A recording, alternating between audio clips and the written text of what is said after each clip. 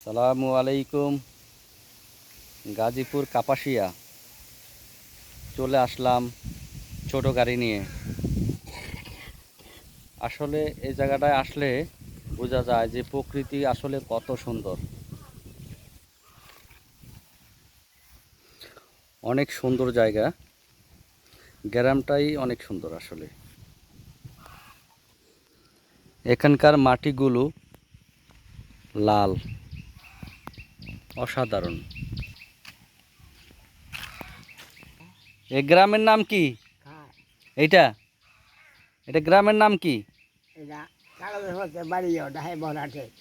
ও হ্যাঁ হ্যাঁ হ্যাঁ, আমরা তোরা বাড়িগাঁও। ও আচ্ছা আচ্ছা। হুম হুম হুম। কোথা যাইতেছেন? বাজারে বাজারে বাজারে বন্ধে যাবেন? বন্ধে?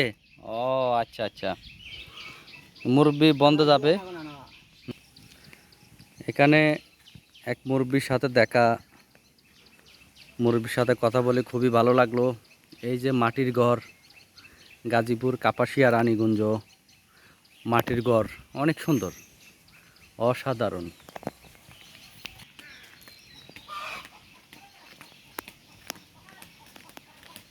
লাল মাটি,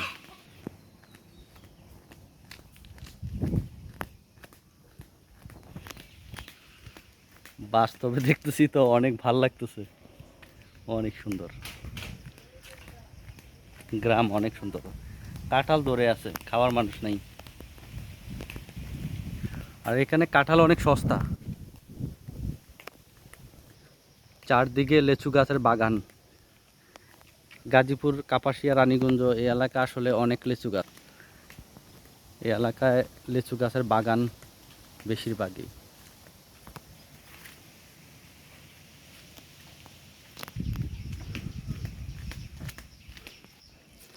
আমি যদিও থাকি ঢাকা, কিন্তু গ্রাম আমার অনেক পছন্দ।